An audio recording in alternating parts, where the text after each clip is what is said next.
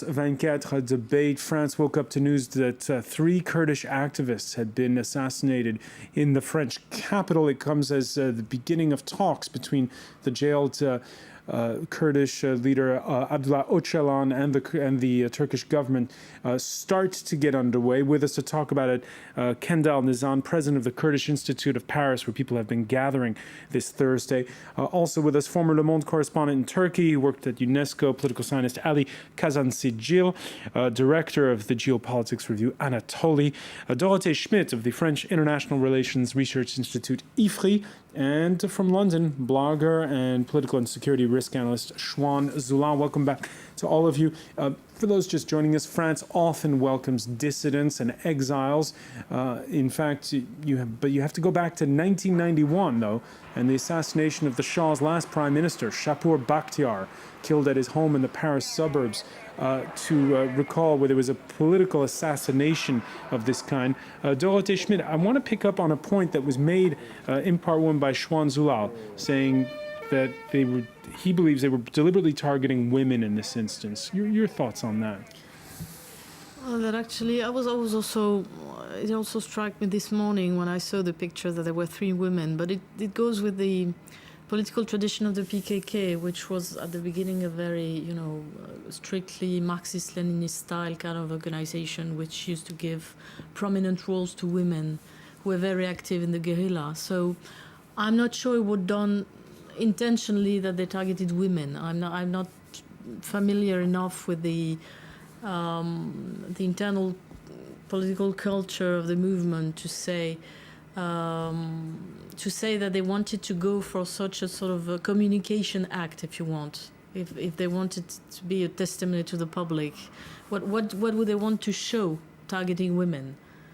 That they can be, wilder than the wild. And okay, so the jury's still out on that. I'm not sure this is really relevant. And Ali Kazansigil, we've talked about what people would have an interest in derailing the process, but tell us, why are they getting to the bargaining table at this particular point in time? Why is it that the government is opening those talks with Öcalan?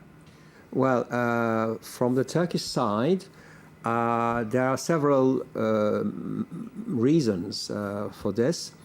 One is that Erdogan, who aligned himself over the last year or so with the nationalist public opinion in Turkey, etc., so that, and he gave the impression that he was in favor of continuing the military option so that there's no hope in this direction. Secondly, as our colleague said a few minutes ago, the Turkish public opinion, Turkish society is now very strongly in favor of ending this conflict. Why is public opinion changing? Public opinion is changing because there is an awareness, growing awareness of the absurdity of this war and the fact that it benefits to certain groups, but it is it is detrimental to the development of Turkey and its relations with the neighbors. Now, the other motive for the Turkish government is the risk that the Syrian state explodes and an independent Kurdish entity created in northern Syria, and this, of course, they see it with certain reluctance, at least. Is there a genuine risk of that? No, but it's a possibility. I mean, it cannot be excluded, and also there are electoral considerations. In 2013, you have local elections in Turkey, and in 2014, presidential elections. And Erdogan is supposed to be interested in becoming the president in Turkey, and for this he needs the votes from all sections of Turkish society, including the Kurdish population. So all these factors get together, but one major factors is missing, and this is, I think, the role of the Turkish government to fulfill the condition is a lack of confidence, trust on the Kurdish side. I mean, there has been so many instances where talks started and incidents like the one which happened in Paris and other types of incidents wrecked the process. And so this time, I think it's to Erdogan to find the right words to give confidence to the Kurdish public opinion. Okay, now, Nizan, I believe it's the third time they've tried to start talks. Yes. Well, actually, so far, in the last 90 years of the Turkish Republic, Turkey has tried every possible option of eradicating the Kurds, assimilating them, and solving the Kurdish problem by the military and brutal manners. It didn't work. So far, the only option which was not really tried was the option of a compromise, of a democratic settlement of the Kurdish problem. And this war in Kurdistan has cost a lot of resources to Turkey. More than 3,000 Kurdish villages were destroyed, 2 million people were displaced. The agriculture, which was very prosperous until the 1980s, was totally wrecked. And according to certain estimates, maybe between 300 to 400 billions of dollars were spent in this war. So if you put this money for the development or prosperity of the country, it will have much better results for integration. So what the Kurds are asking for, very minimal cultural rights. They are not asking for an independent Kurdistan. They are not asking for federation. They are asking for their linguistic and cultural rights. 3 basic claims are a general amnesty to just finish this period of war, education in Kurdish language to make sure that the Kurdish language and culture will survive as an element of the Kurdish identity, and the recognition of the Kurdish identity in the Turkish constitution for a population which is something between 15 to 20 million people. Those rights are very, very basic. It's much, much lesser than what Turkey is claiming for the small Turkish Cypriot community in Cyprus. Turkey is asking for a confederation for this Turkish community in Cyprus, and Turkey is advocating the rights of Palestinians in Gaza and everywhere. And now you have between 15 to 20 million Kurds in Turkey. So what will be the harm for the Turkish population if the Kurds are educated in their own language, if they have their local autonomy, if the mayors deciding on the local issues?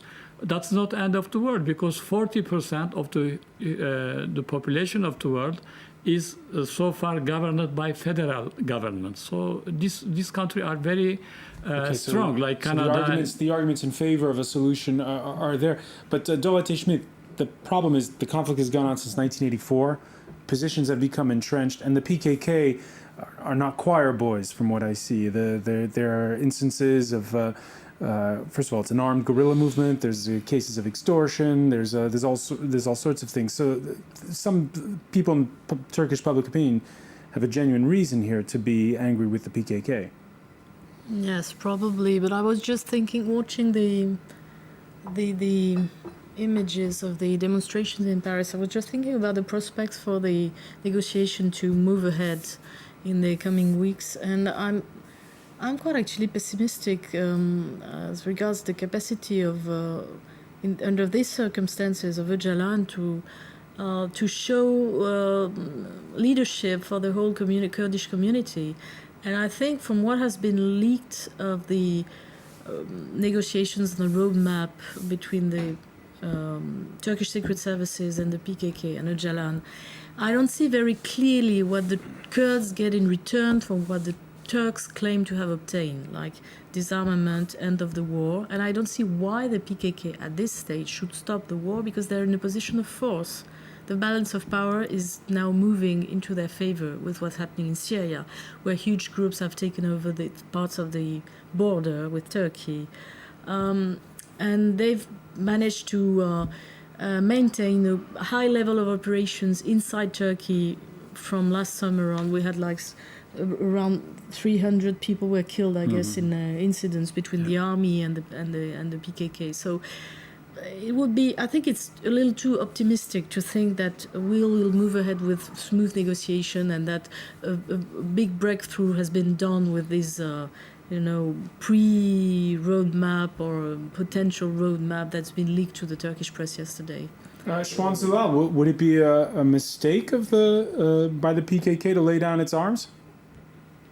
I don't think it will be a mistake. It will be a mistake at this stage, but eventually the solution has to be peaceful because PKK could not overpower the Turkish army and vice versa. And PKK has proved resilient, and they will sort of continue their guerrilla fighting. But to put, I agree with some of what your other guests said with regards to the regional dynamics. I mean, what Turkey has found recently that his regional southern allies, Iran, Iraq, and Syria, the relation has soured quite significantly. Partly because of what's going on in Syria, and obviously because of the sectarian nature of the Turkish, sort of the Iranian and Iraqi and Syrian government, and obviously with the Sunni sort of more Sunni Turkish government. That has sort of created, as the Turkish foreign minister once said, a sectarian Cold War in the region. And now the allies, I mean, ironically, the Kurds are the only Kurdish ally in the southern borders of Turkey because, I mean, obviously Kurds are not very religious and they're not driven by sectarianism, but they are Sunnis in general. And this has sort of shifted Turkey's opinion in some ways towards allying, I mean, for example, if you look at northern Iraq, for example, taking away the oil which has been discovered recently, which was created a big incentive for Turkey to sort of embrace the northern part of Iraq, which a decade ago would have been completely out of the question. But now Turkey, even recently Erdogan, have apparently promised President Barzani, which controls the northern Iraq region, that he can protect it from Baghdad, if Baghdad would sort of, you know, because of recent tensions between the Iraqi army and Peshmerga forces. Let's talk about that, because I think it's important just to set it in context for our viewers. We can show you a map of the areas where Kurds live. They stretch across 4 different national boundaries. There you see it, Iran, Turkey, Syria, and Iraq. The fallout from the carve-up of the Ottoman Empire by the French and the British at the tail end of World War I. Nowhere have Kurds enjoyed more autonomy than, well, right now in Iraq, where they're part of a federal state. That's touch and go, though, with Baghdad at odds with Erbil, most notably over oil revenue. As Şwan was just mentioning a moment ago, there's Masoud Barzani, who's drawing closer in a way to Ankara. David Hurst in The Guardian writes, are the Iraqi Kurds about to become 90 years on, the great winners of the Arab Spring? It seems that they await one last thing, another of those game-changing events, such as the breakup of Syria, that can transform the whole geopolitical environment in the Kurds' favor. Again, I put the question earlier to Ali Kazan-Sijil, but I'll put it to you, Şwan Zulal, now. Is that going to happen? I mean, all the indications are the current status is not going to stay as it is. I mean, the Kurds in Iraq has more autonomy. In Syria, they're about to take over the Kurdish region there, and obviously Turkey would like to have some influence rather than have PKK or the PYD as is controlling most of the areas. And I mean, just going back to the issue of the talk with Öcalan, I mean, if you remember, I don't know if your viewers might remember, in November there was a huge, well, it stretched from September to November, strikes in Turkey where hundreds of prisoners were striking, and Öcalan ended that strike in November. This was a test by the Turkish state of the Öcalan's authority over PKK and over the Kurdish movement, and that has sort of triggered the talks now.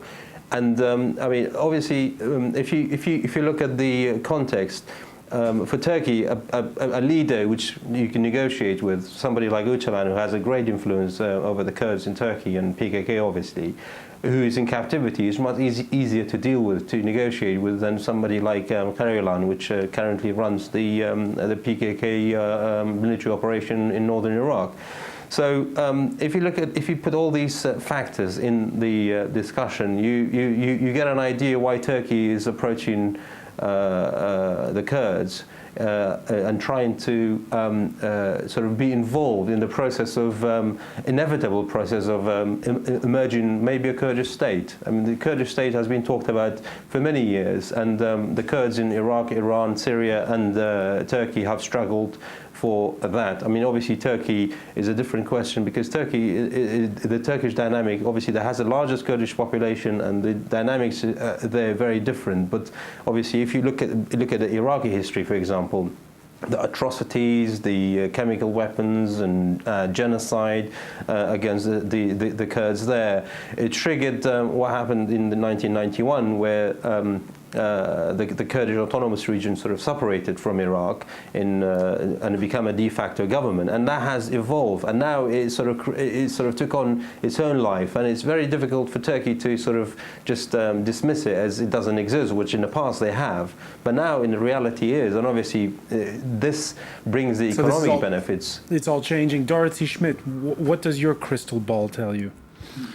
About what? About what's going to happen, if there's going to be an independent Kurdish state, about You know, I had a conversation with a colleague last year in Washington, ironically saying you might see a Kurdish state before you see a Palestinian state, and I like that statement very much, because it was just showing how it was showing how the dynamics was moving quickly on the Kurdish side. But what I think is fascinating is the idea that the Turks may be trying to play a ground game to sort of recover their diplomatic influence in the region, engineering some kind of ground pact with all the Kurds, because they now they have very good relations with the Kurdish regional government in Iraq, and I think Erdogan hinted at the fact that he would tell Öcalan to tell the PYD to go against the Assad's regime in Syria, and I thought, wow, how greatly Erdogan is maneuvering now, how easy it's for him to give orders through Öcalan. So I don't think this perspective is very likely to realize in the future. But what I'm really worried about is the negotiation here and now in Turkey, inside Turkey, and how the events that have taken place may stall it. We're running out of time, so unfortunately we're going to have to leave it there. Was just about just hinting at what the speaker said about the hunger strikes last year, at the end of last year. I think it's very important. I think this is really the political side and the pacific action, if you want. Okay, we'll have to leave it there, unfortunately. I want to thank you, Dorothée Schmidt. Unfortunately, we're out of time. Ali Kazansigil. I want to thank as well Kendall Nizam for joining us, and from London, Shwan Zulal for being with us here in the France 24 debate.